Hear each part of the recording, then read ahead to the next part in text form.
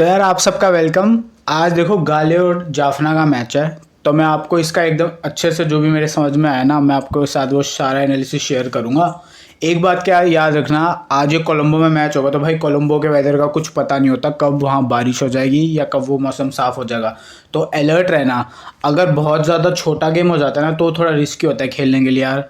GL के लिए बढ़िया होता है क्योंकि तब ऑप्शन थोड़े कम हो जाते हैं ना टीम बनाने के, फिर हमको पता होता है किसको लेना है किसको छोड़ना है। पर अगर स्मॉल लीग के हिसाब से मैं आपको बताऊं, तो छोटा गेम स्मॉल लीग के लिए थोड़ा सा यार प्रॉब्लम हो सकता है हमारे पैसों के से रिलेटेड। ठीक है, सबसे पहले मैं आपको गाले के बैट्समैन वर्सेस जाफना के जो बॉलर्स हैं उनका आपको मैचअप समझाता हूँ। ठीक है, तो देखो अब ये जो स्क्रीनशॉट है ना, इसको ध्यान से देखना। ये मेरी कॉपी है, खुफिया कॉपी, इसके अंदर मैंने सारे रिकॉर्ड निकाल के रखे हैं। तो चलिए यार फिर मैं आपको समझाना चालू करता हूँ। देखो गाले से ओपनिंग डिकवेला और हेल्स करते हैं। जाफना के जो ओपनिंग बॉलर्स है ना, उनसे इनको कोई दिक्कत नहीं है, ना ही डिकवेला को ना ही हेल्स को। ज़्यादा कुछ मतलब समझ ना, मैं मुझसे निकला उखाड़ नहीं पाए हैं जाफना के बॉलर। मतलब ज़्यादा ट्रबल नहीं कराया इन्होंने डिकवेला और इसको। डिकवेला ने तो भाई पहले ही मैच याद है ना, 24 ओवर में 47 कुछ मार दिए थे। हमारा एक वो भी था ट्रम्प, और जीत भी गए थे हम वो वाला मैच। तो याद रखना, जाफना के ओपनिंग बॉलर से मुझे इतना बड़ा कोई खतरा दिख नहीं रहा है। पर एक चीज़ का और ध्यान रखना, वेदर क्लाउडी हुआ, देखो एक होता है बारिश होने वाली होती है, मतलब हो ही नहीं होती, तब अगर कोई बैट्समैन बैटिंग कर रहा है ना तो उसको प्रॉब्लम होती है। क्योंकि अगर आप खुद भी आपने क्रिकेट खेला होगा, तो मेरा एक्सपीरियंस मैं बताता हूँ। देखो जब भी बादल वाला मौसम होता है ना, सामने बॉलर होता है, तो बैट्समैन को एक तो ठंड लग रही होती है, सच बता रहा हूँ। ऊपर से बॉल मूव कर रही होती है, कभी इधर से कभी उधर से। जो फील्डिंग टीम होती है ना, उनके अंदर एक नया जोश चढ़ जाता है, उनको लगता है बैट्समैन को हम ही आउट कर देंगे बॉलर से पहले। तो ऐसा कुछ हाल हो रहे होते हैं ग्राउंड के ऊपर।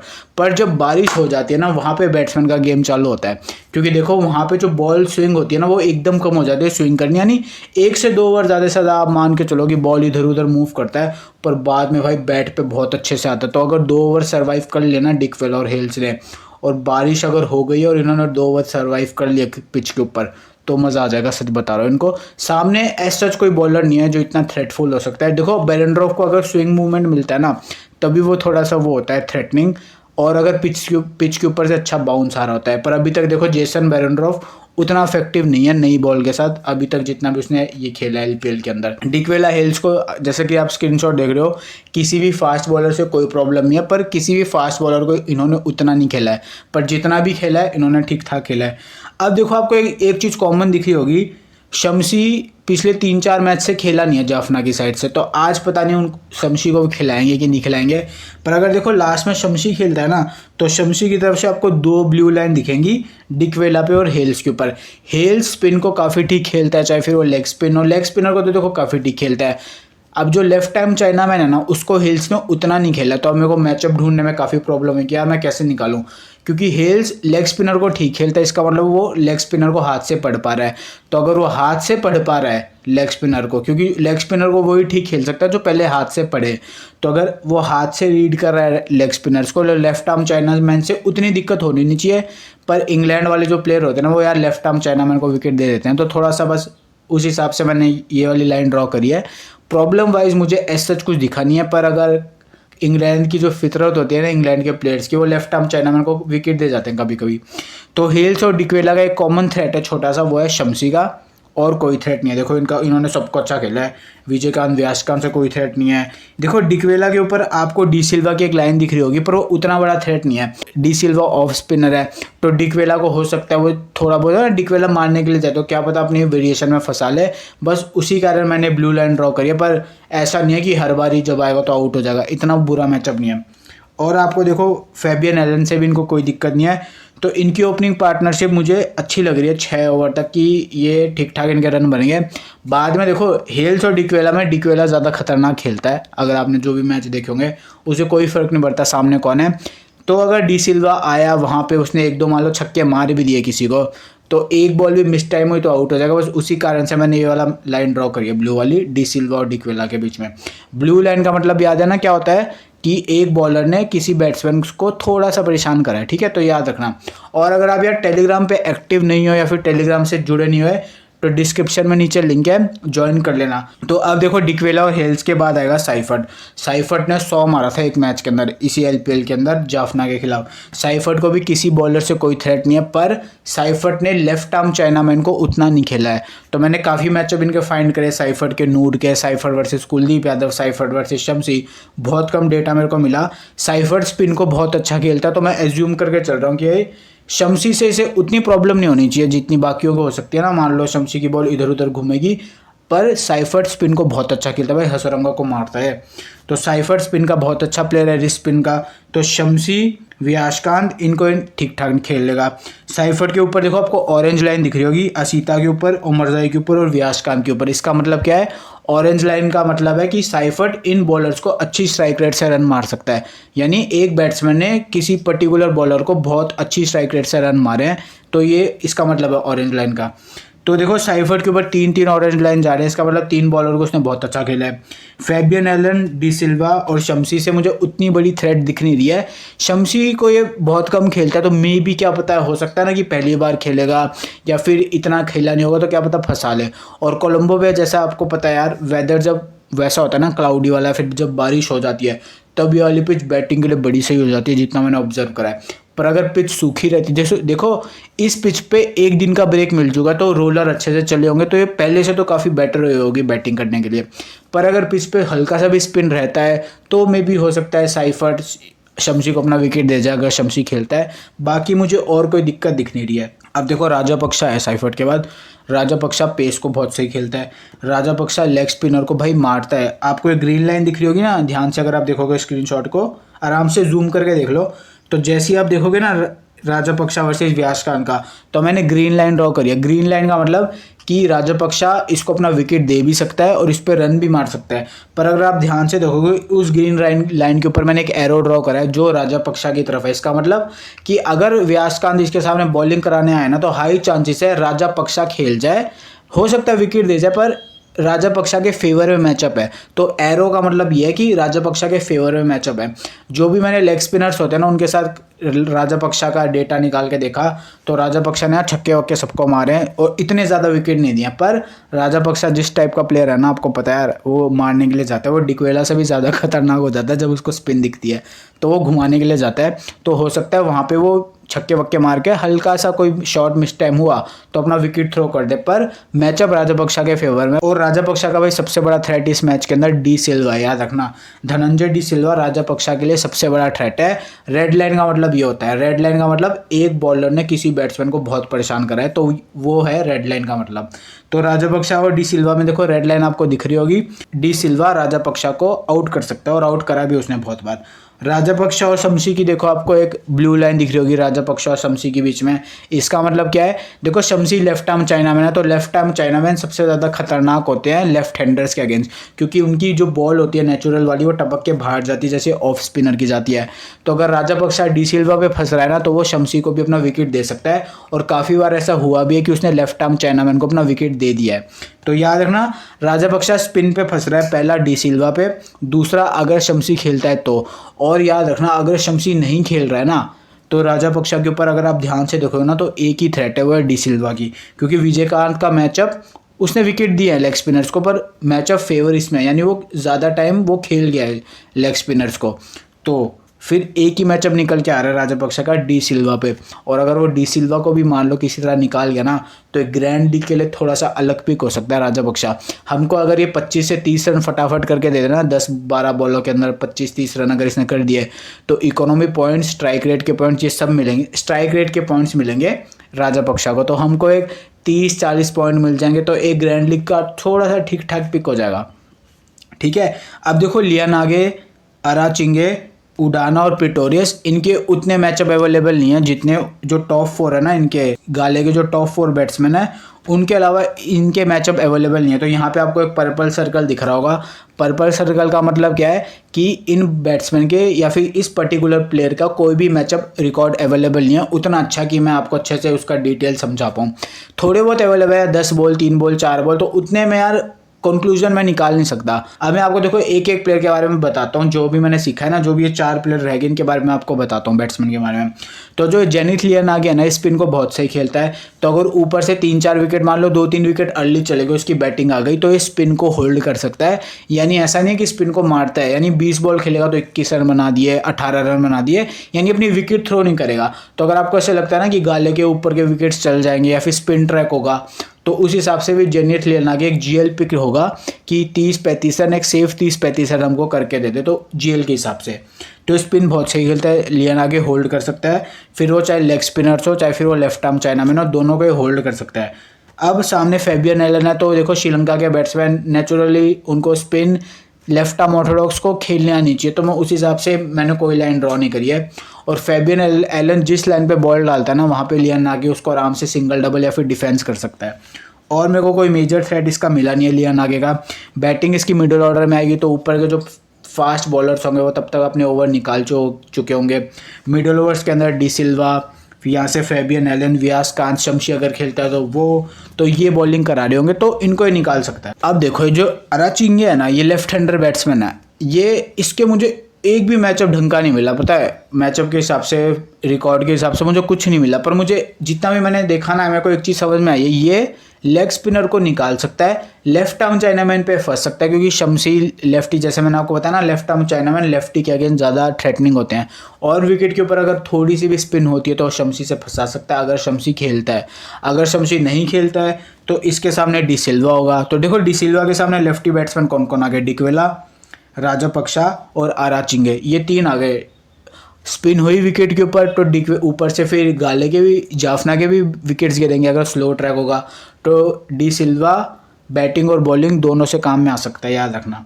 तो अराचिंगे के मुझे उतने रिकॉर्ड मिले नहीं है, पर ये ठीक ठाक बैट्समैन है यार, स्पिन को ठीक ठाक निकाल देगा, लेफ्ट आर्म चाइनामैन पे फंस सकता है। उडाना स्पिन को बहुत सही खेलता है, फिर वो चाहे लेफ्ट आर्म स्पिन हो, चाहे वो लेग स्पिनर हो। अगर प्रेशर बहुत ज़्यादा बढ़ जाता है रनों का, मान लो एक ओवर में 22 रन चाहिए, एक ओवर में 18 रन, कुछ ऐसा रन मारने की अब ज़रूरत है, तो हो सकता है ये अपना विकेट थ्रो कर दे, मे भी वियास कांत को या फिर शमशी को। पर नेचुरली स्पिन को बहुत ठीक खेलता है, पेसर्स को भी बहुत ठीक खेलता है। आपने देखा होगा भाई, इनके टीम के विकेट गिर जाते हैं, उडाना 50-50 रन मारता है, तो हसरंगा को भी ये ठीक खेलता है। तो उडाना अगेंस्ट लेग स्पिनर या फिर Udana against left arm chinaman, अगर नॉर्मल कंडीशन होती है तो आराम से निकाल देगा। पर अगर ऐसी सिचुएशन आ जाती है कि यार अब तो एक ओवर के अंदर 14-15 रन हर ओवर में बनाने, तो हो सकता है 1-2 अपने शॉट इसने मारे स्पिनर्स को और अपना विकेट थ्रो कर दिया। पर ये स्पिन जनरली अच्छा खेलता है। प्रिटोरियस आयाराम ग्याराम है भाई लेग स्पिनर के सामने, उनको मारता भी है और अपना विकेट भी दे देता है। प्रिटोरियस का देखो मैंने वियास खान के साथ एक ग्रीन लाइन ड्रॉ करी है, उसका मतलब कि प्रिटोरियस लेग स्पिनर को अपने विकेट देता भी और इनको मारता भी है। तो प्रिटोरियस का 50-50 कॉल हो गया, पर मेरे को लग रहा है लेग स्पिनर को ये 8 बॉल खेलेगा, मान लो 8 बॉल में 12 रन बना दिया, पर अपना विकेट भी थ्रो कर देता है, ऐसा मैचअप है इसका। और मुझे इतना बड़ा कोई थ्रेट दिखा नहीं है प्रिटोरियस का। लेफ्ट आर्म चाइनामैन को इसने इतना नहीं खेला है, तो शमशी थ्रेटफुल हो सकता है। तो शमशी देखो डिक्वेला, हेल्स, पर हेल्स स्पिन को अच्छा खेलता है, याद रखना। ये मैंने मैचअप बनाया है, इंग्लैंड के जो प्लेयर्स होते हैं ना लेफ्ट आर्म चाइनामैन को विकेट दे देते हैं उस हिसाब से। तो हेल्स, तीसरा राजापक्षा, और फिर लोअर ऑर्डर में भी शमशी को उतना किसी ने नहीं खेला है। तो शमशी अगर विकेट से थोड़ा सा भी स्पिन मूवमेंट मिलता है ना, तो थोड़ा थ्रेटफुल हो सकता है। शमशी को नहीं देखो संभालने वाला एक उडाना है अगर नॉर्मल कंडीशन होती है, साइफर्ट शमशी को संभाल सकता है, हेल्स का 50-50 कॉल है, और देखो और कोई बैट्समैन नहीं है जो शमशी को उतना अच्छा खेल पाए। तो याद रखना, अगर रनों का प्रेशर बन गया, फिर चाहे फर्स्ट इनिंग्स बैटिंग कर रहे हैं चाहे सेकंड इनिंग्स बैटिंग कर रहे हैं, रनों का प्रेशर पड़ा या फिर स्पिन होने लग गई पिच के ऊपर, तो शमशी थ्रेटफुल हो सकता है, याद रखना। तो देखो इंपॉर्टेंट बैट्समैन गाले की तरफ से कौन कौन है, पहला हेल्स और डिक्वेला, दोनों ओपनिंग भाई। देखो कोई थ्रेट नहीं है फास्ट बॉलर से अभी तक, तो आउट हो जाए मेरे एनालिसिस के बाद तो अलग बात है, पर मेरे को थ्रेट कोई नहीं दिखा। साइफर्ट ने 100 मारा था, तो साइफर्ट के भी बहुत सही प्लेयर है। राजापक्षा मैंने आपको बताया अगर शमशी नहीं खेल रहा है, क्योंकि व्यास खान का मैचअप राजापक्षा के फेवर में है, ये लेग स्पिनर को विकेट देता है पर मारता भी है छक्के। तो अगर इसे खेल गया व्यास खान को और डी सिल्वा के मान लो किसी तरह निकल गया ओवर, तो भाई जीएल में बहुत सही पिक हो सकता है। 25 से 30 रन फटाफट इसने करके दे दिया ना, तो एक जीएल का हमारे लिए एक अच्छा पिक बन सकता है। अब देखो राजापक्षा के बाद जो बैट्समैन बचा वो बचा लिएनागे और उडाना। लियन आगे के बारे में बात याद रखना, लियन आगे स्पिन को ठीक खेलता है, रिस्ट स्पिनर्स को ठीक खेलता है और टाइम पे अगर इसकी बैटिंग आ जाती है तो ये अच्छा परफॉर्म कर सकता है। तो जीएल के हिसाब से ये यूनिक पिक हो गया लियन आगे। उडाना लोअर ऑर्डर में हिटिंग करने आता है, जैसे 50 हमने देखा है 50-50 मार देता है इसकी टीम हार रही होती है जब, तो उडाना भी बहुत सही पिक हो गया बैटिंग सेक्शन से।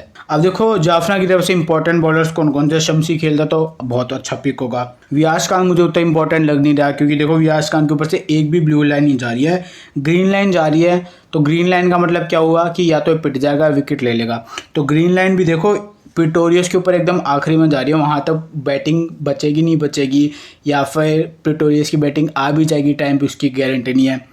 राजपक्षा इसे मारता है और फेवर राजपक्षा को कर रहा है मैचअप, तो व्यास खान इंपॉर्टेंट मेरे को लग नहीं रहा। डी सिल्वा इंपॉर्टेंट है भाई, बॉलिंग वाइज भी, बैटिंग वाइज भी, बॉलिंग वाइज भी। बैटिंग से देखो, बॉलिंग से डिकवेला, राजपक्षा जैसे मैंने आपको बताया, और तीसरा ये अराचिंगे, 3 लेफ्टी हैं और हल्की सी स्पिन होने लगी विकेट के ऊपर, तो भाई ये मज़ा आ जाएगा डी सिल्वा को। फैबियन एलर मैं नहीं ले रहा बॉलिंग पॉइंट ऑफ व्यू से, क्योंकि देखो साइफर्ट स्पिन को ठीक खेलता है, राजपक्षा ठीक खेलता है, हिल्स डिकवेला ये भी लेफ्ट आर्म और रॉक्स को ठीक खेलते हैं।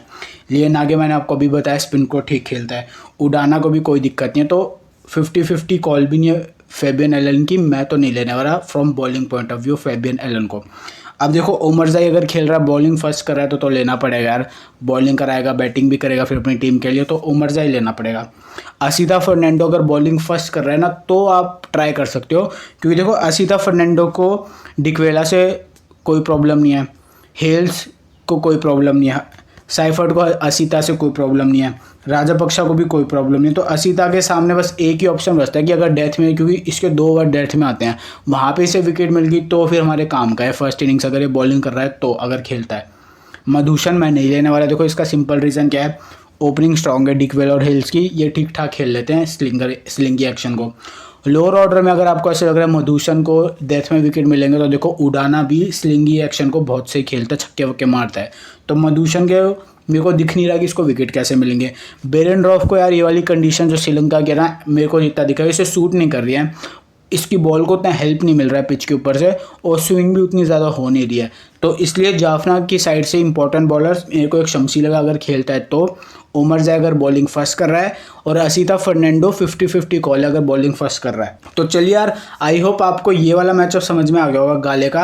अब हम चलते हैं जाफना के बैटर्स का, उधर की कहानी समझते हैं। तो जैसा कि आपको यार दिख रहा होगा, देखो जाफना में बस एक ही बॉलर से उनको प्रॉब्लम है जाफना के बैटर्स को, वो है जेफरी वंडरसे। भाई स्क्रीनशॉट ध्यान से देखो, जेफरी वंडरसे ने निशांका को आउट कर सकता है, मेंडिस लेग स्पिनर को मारता भी और अपना विकेट भी दे देता है, तो ये वाला 50-50 मैचअप हो गया। रूसो लेग स्पिनर्स को विकेट दे देता है, अविष्का फर्नांडिस को रोक रोक के खेलता है, असलंका भी लेग स्पिनर को विकेट देता है, डी सिल्वा भी लेग स्पिनर को विकेट देता है।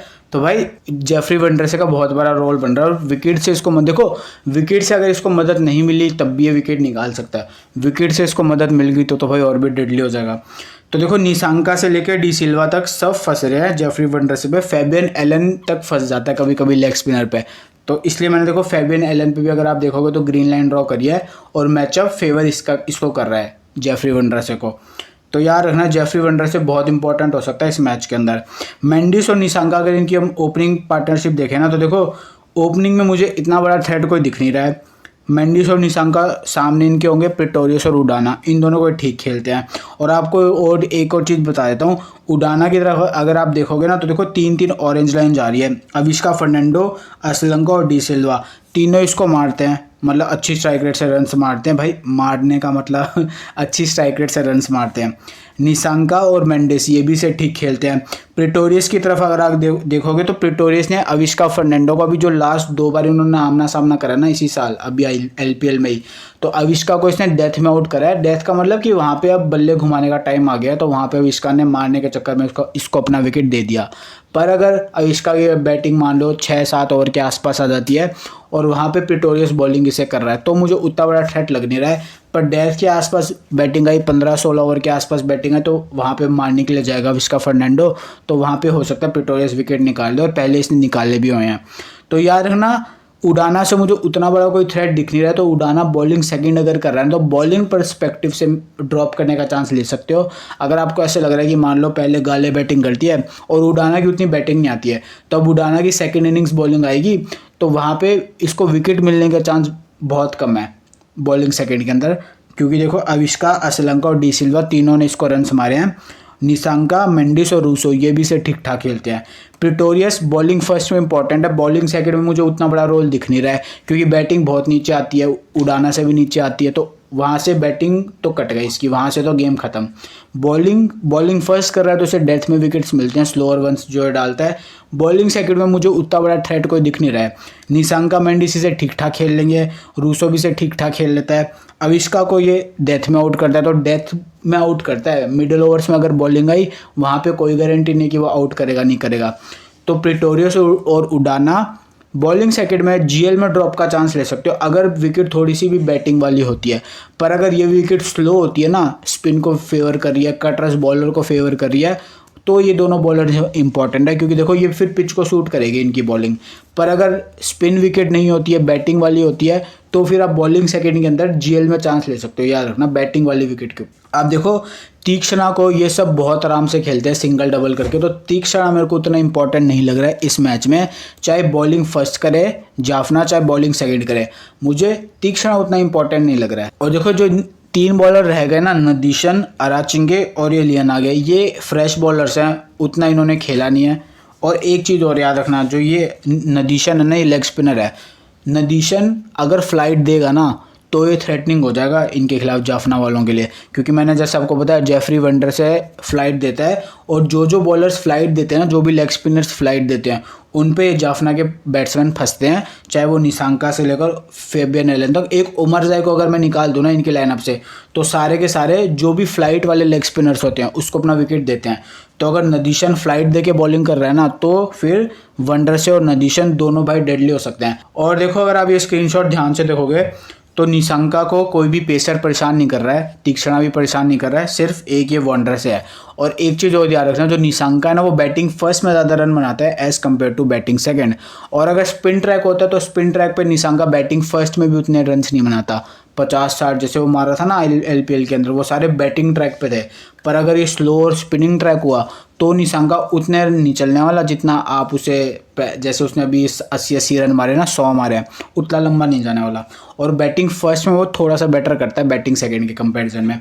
मेंडिस बैटिंग ट्रैक पे बहुत अच्छा करता है, पर अगर थोड़ी सी भी स्लो विकेट मिले, जैसे मैं आप मैचअप देख पा रहे हो वेंड्रसे का, तो वो फंसा सकता है, नदीशन भी फंसा सकता है। तो देखो इनका सबसे अच्छा बैटर अगर आप ध्यान से देख रहे हो जाफना वालों का, तो वो अविष्का फर्नांडो है, क्योंकि वो प्रिटोरियस डेथ में आउट करता है तो मिडिल ओवर्स में प्रिटोरियस को निकाल देगा, उडाना को हिट कर सकता है।